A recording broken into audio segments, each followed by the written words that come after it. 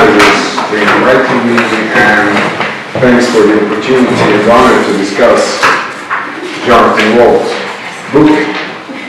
And thank to Anders for introducing the Rawlsian model of dealing, because I will speak about the Rawlsian model, and I will try to show that there is some modest but important role of ideal theory, actually, at least concerning, by most important questions concerning the social and economic inequalities in societies, that I think these ideal theory I will present. I don't know, maybe it's not ideal, maybe I missed the whole football because that's the goal. But the thing is that I think that it is somehow present in both ethics and public policy. So Jonathan Wolf tells us many times, many places in ethics and public policy, that in dealing with actual problems, philosophical ideal theory will not be very helpful. Ideal world in which this theory is designed for is very far away. So it is kind of also what Amartya Sen says, that if point A is unattainable and you are at the point D, then you don't know will you move to point B or C to get to the A. So Jonathan Wolf has some different reasons for avoiding ideal theory. One of these is, I quote, taking a philosophical theory or dictum and then applying it neat to problems in public policy typically leads to views that have little chance of adoption and indeed may leave practical people incredulous. So he goes on further saying that if you think you can solve a problem by passing a law, and if that law is not part of your ideal theory, but people don't obey the new law, then you now have two problems, or maybe even three, for you also risk eroding general respect for the law. So, what he told us this morning, what philosophers are good at, is finding the core of disagreement and looking for small or incremental changes, starting with status quo of law and regulations and status quo of public opinion and values. So status quo has advantage and must be taken seriously. So it seems to me that this is somehow similar in a way to what Rawls calls reconciliatory role of political philosophy. Rawls says, political philosophy may try to calm our frustration and rage against our society and its history by showing us the way in which institutions, when properly understood from a philosophical point of view, are rational and develop over time as they did to attain their present rational form.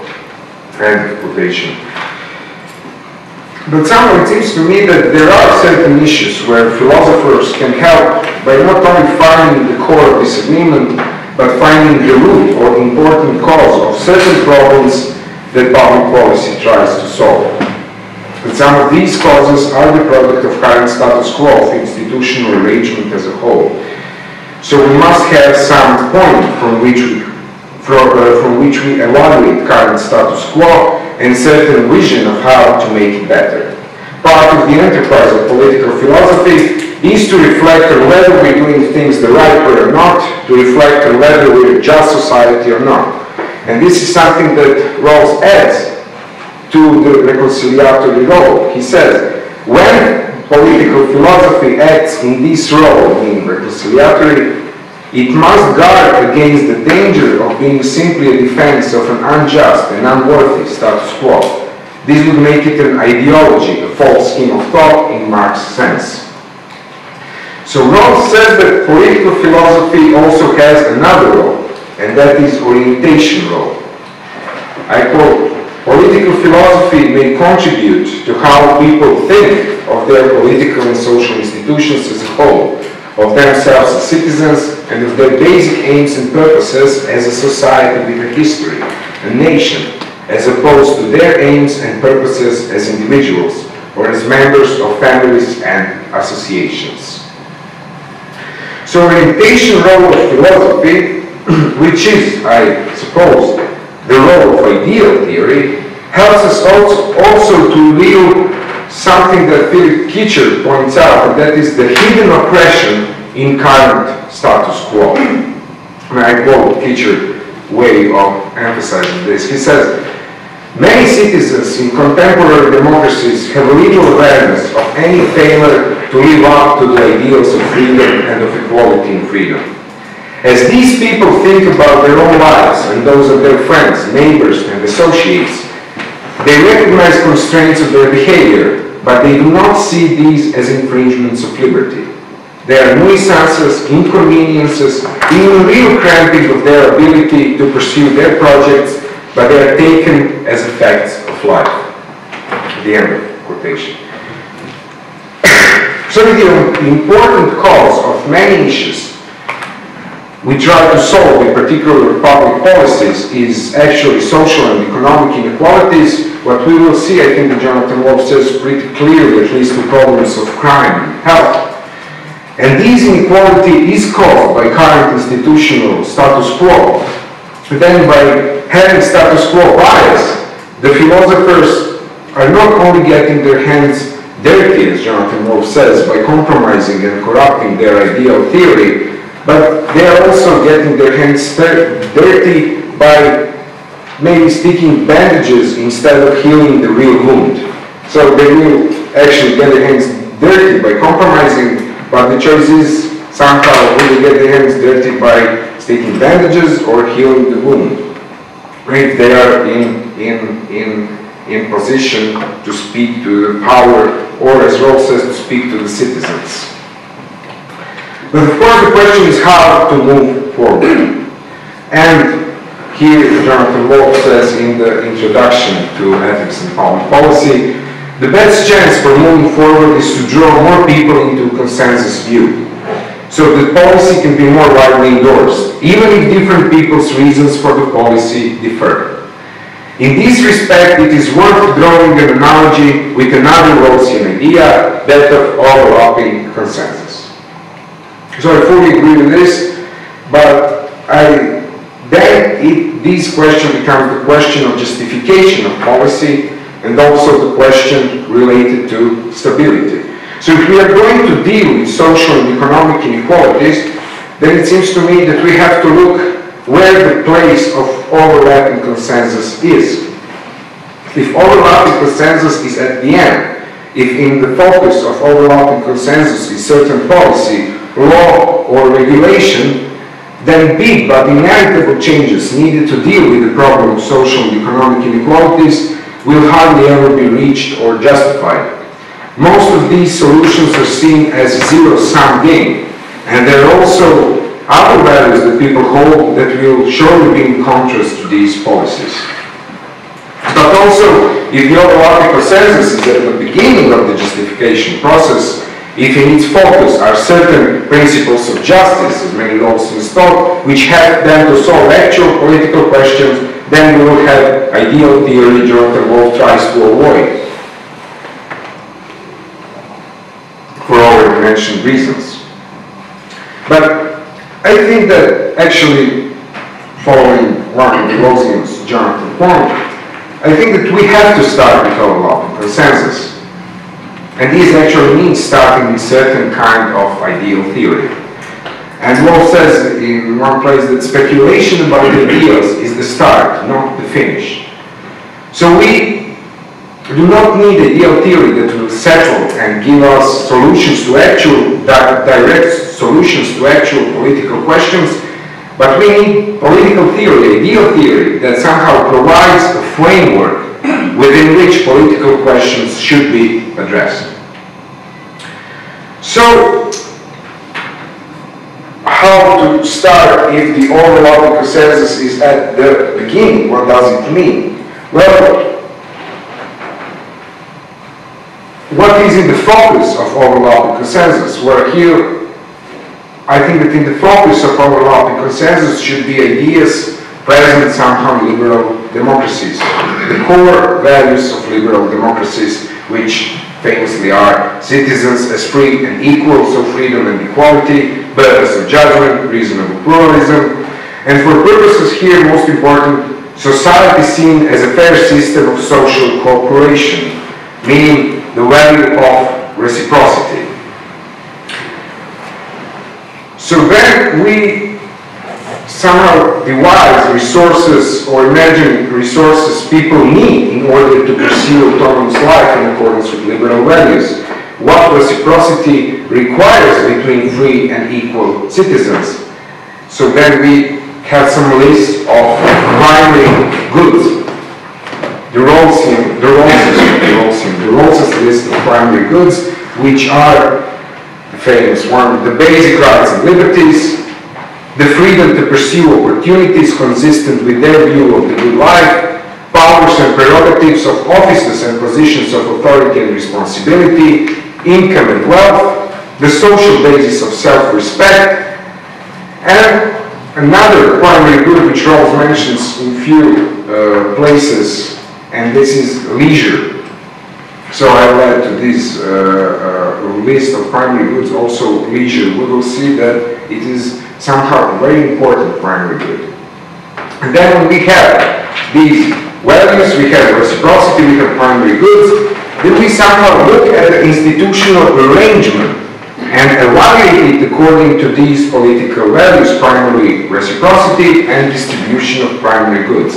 So now here we come to the thing Rawls emphasized in Justice as Fairness Restatement when he has all these 5 kinds of institutional arrangements. And famously Rawls taught that traditional capitalist welfare state cannot satisfy these requirements because it permits very large inequalities in the ownership of real property, productive assets and natural resources, so that the control of the economy and much of political life rests in few hands. So although it may be, as Rawls says, quite generous and guarantee a decent social minimum, huge inequalities it allows fails to guarantee the fair value of the political liberties, fair equality of opportunity, and reciprocity in economic life. Mainly one of the reasons is because it does not include limit on the top of income or wealth and includes only ex post redistribution, as he says, at the end of each period through transfer payments operating mainly over income. So capitalist welfare state cannot realize values of reciprocity toward the least advantaged.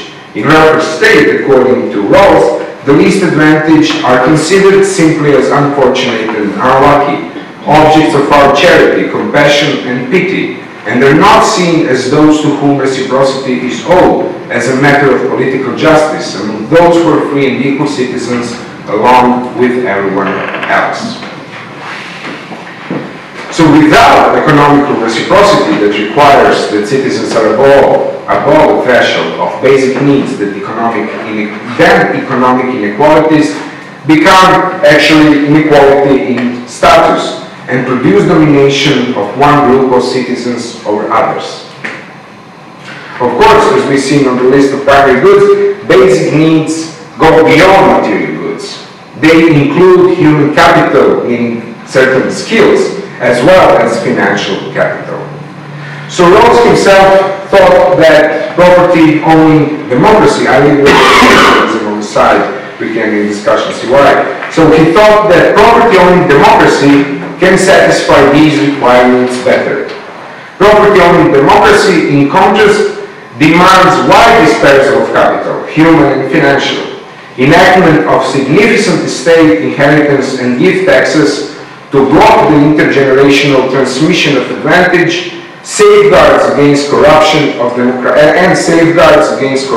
democratic policies.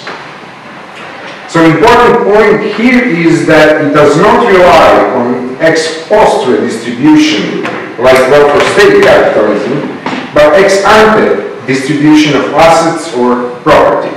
It mainly operates on wealth rather than stolen income. And also, as many writers writing about property-owning democracy say, it must include justice in economic production. For example, something like workplace democracy, and not only justice in redistribution of goods.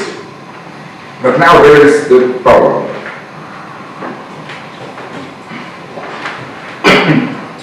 There is a problem with saying that capitalist welfare state is inherently unjust and that it must be replaced with property-owning democracy in order for society to be just. This problem is stated by many writers, I think Ingrid Robbins, Ben Jackson, Barbara Bergman, but it is nicely captured by Gerald Gauss. And Gerald Gauss says that, I quote, "Under the influence of this way of thinking, a theory of justice no longer can serve as a basis for identifying urgent reform, for it condemns as unjust all societies that have ever existed, and for all we know, all societies that will ever be." The end of quote. So this is the problem that we started with this lecture from lesson from Sam, that A is unattainable, we are at D, so tell us to go to B or C, because we don't know. It's very far away. So even though we can speculate at theoretical level what institutional arrangement is more just concerning the distribution of primary goods, when we face practical political questions, we should accept the fact that welfare state is current status quo, and that it does better at protecting primary goods than all other arrangements we had in history. So we should consider policies of our ideal theory of property-owning democracy as supplement to, and not as substitution of, welfare state.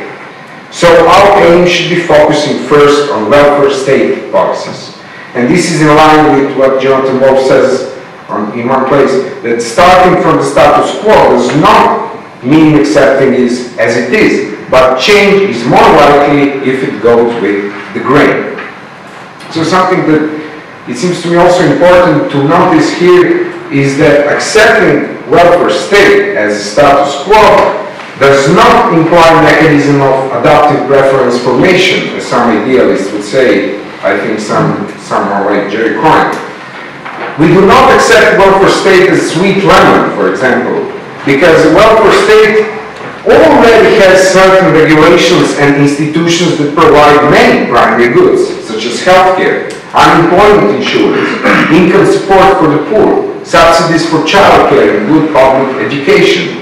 But the problem is what Rawls says in Justice Spencer's restatement, that while regime may include institutions explicitly designed to realize certain values, it still may fail to do so. So I think that somehow ideal theory can help us in this context simply to give us some sets of policies, some sets of possible alternatives to status quo, which are not so far from status quo. But then is this theory ideal? Am I speaking about ideal theory? Or the question is, how is that theory ideal?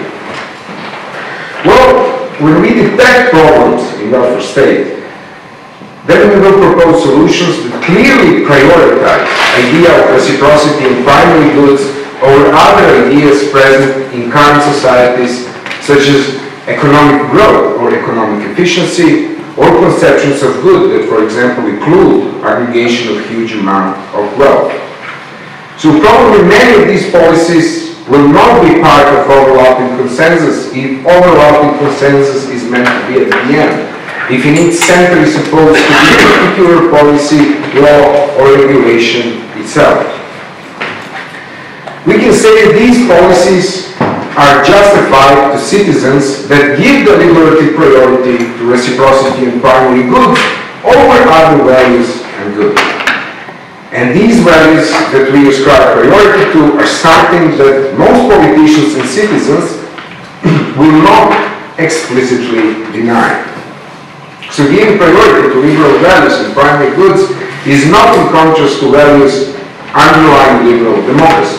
It is hard to find someone in public life that defends explicitly the view that there ought to be social system characterized by sharp class distinctions in power and resources, and that one's class position ought to be primarily a function of who your parents are or were. Also, it is hard to find someone who explicitly endorses the view that large corporations ought to have more political influence than ordinary citizens, or that the views of persons with greater income and wealth should have more say over political outcomes than the views of the less well-endowed. But even if such views do exist, as they show do, our ideal theory has a role to say that we do not take them into account in justifying policies, and we do not have to try to achieve overlapping consensus on policies that must include such views as well. So how does it rely on the book Ethics and Public Policy? That's what I was wondering all the time. The problem of social and economic inequalities is actually present in many issues that Jonathan Wolff writes about in his book, and mainly in problems of crime and punishment and health. So, for example, social and economic equality has huge impact on health. Jonathan Wolff writes about social determinants of health, about social circumstances and poverty. So the Black, he quotes the Black report that reported that equal access to health care does not automatically produce equality in health. There is social gradient of health corresponding to social class.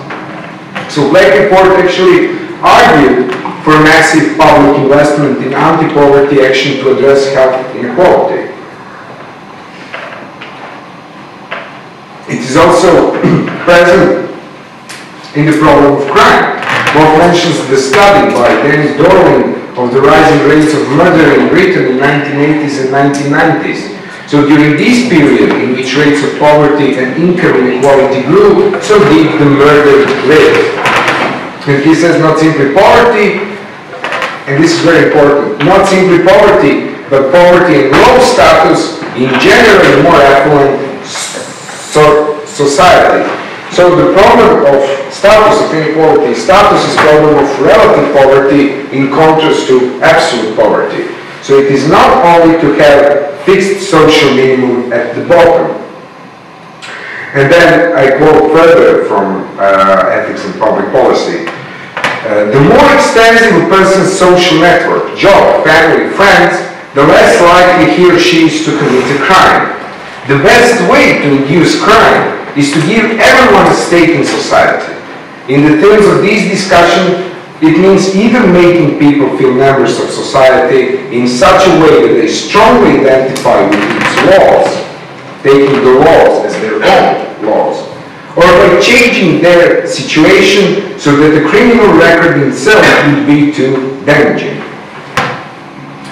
So the cause of many crimes is social and economic inequality, and the best way to fight against crime is through policies of social inclusion. But the question is, what policies of social inclusion have to include? Is it only social minimum in terms of financial capital? The law is quite clear. The decent minimum standard of living will work in stopping people take violent action against society. The social minimum will not help in avoiding another form of alienation that is also present in Wolff's analysis of the cause of crime that I quoted, and now I quote Rawls. He says that we grow distant from political society and retreat into our social world. We feel left put and withdrawn and cynical. We cannot affirm the principles of justice in our thought and conduct over complete life. Though we are not hostile or rebellious, those principles are not ours and fail to engage our moral sensibility.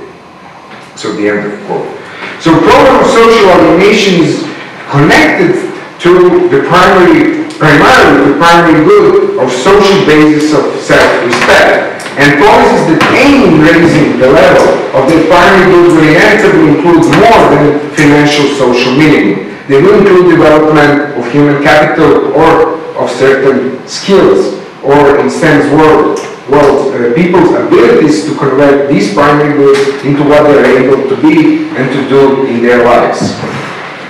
So what do these skills involve? They certainly do not involve only academic skills as literacy and numeracy, but as many people pointed out, there are some other important skills. So like metacognitive skills, like learning to learn, certain social and emotional skills, understanding and managing feelings, that is very important in connection to crime. planning and setting goals, skills of communication, solving social problems, being able to see the world from other people's point of view. So of course all these policies will be very expensive, so the question is how to get money, how to get funds for those policies. And here somehow maybe our ideal theory can help us. Should we focus on income tax or should we focus on taxing wealth or capital gain? So if we take a tip from property-owning democracy, we should focus on wealth. And there are three reasons for focusing on wealth. First, it blocks intergenerational advantages, which surely are more unjust than inequalities in income. Second, it is not in contrast with value of desert that many philosophers claim is strongly held in capitalist society, because income is really more connected to desert than inheritance is. And third, there actually are existing taxes of inheritance tax or capital gain tax. But these taxes are actually in nowadays arrangement more easily avoided by expensive tax avoidance than by expensive tax avoidance advice than, for example, income tax, which is the thing to repeat what is said about that regime may include certain institutions or regulations explicitly designed to realize certain values, it still may fail to do so. So connected to the health, there is also another problem, and that is mentioned in ethics and public policy, that is the stress that is produced from not having control over its own work and being dominated and always being under pressure of high demands. And this is not social determinants of health, but by psychological determinants of health. And also, what health involves stresses is that one important determinant of health is the opportunity to take time out of work and domestic duties in order to let physical system recover. So this is in connection with other primary goods, such as powers and prerogatives of offices and positions, and leisure. So that's why I said that I think that leisure is one of important primary goods we must have in our ideal theory. So this involves various protections from arbitrary interference in workplace. Work for many people is mandatory and extensive. People spend much of their life in their work. So we need policies that move beyond distributive power and justice, that includes solving questions of allocation and think more about justice in production.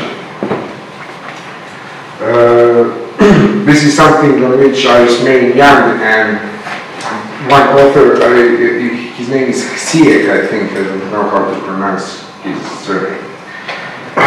So ideal theory can direct our policies to move to certain direction by emphasizing what considerations and what values should have priority.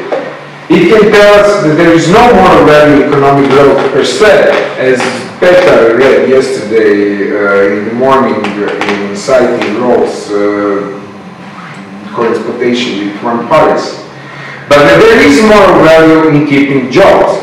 There is no inherent moral value in having large corporations generating profits that flow to a relatively small group of private investors, but there is moral value in employees having more democratic control over the companies for which they work. So these sorts of considerations can help to point in direction of using public funding and devising public policies that will more strongly tackle social and economic inequalities.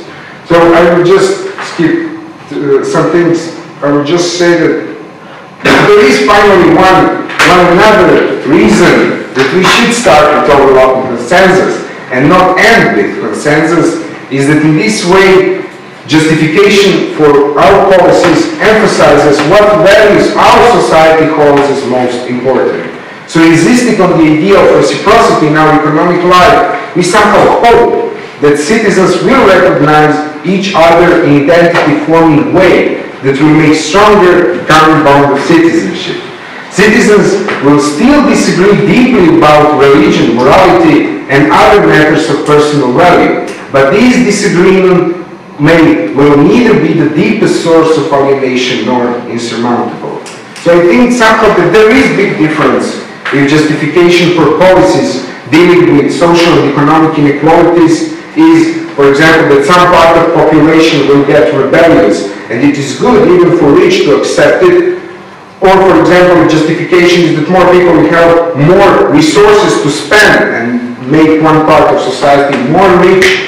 Or, if justification for such policy is that this policy is in line with the value of reciprocity and primary goods to which our society is devoted. Somehow, I believe that the former justification will more likely strengthen the latter justification.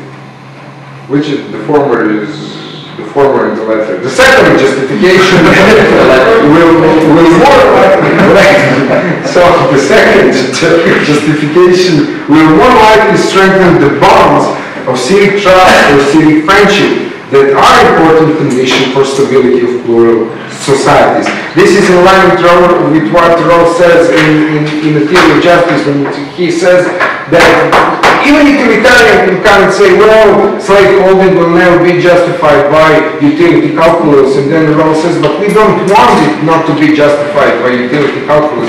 We want a person who says that he doesn't want it at all, and not simply that it is not justified by utility calculus. So somehow, okay, I will stop here. Thank you.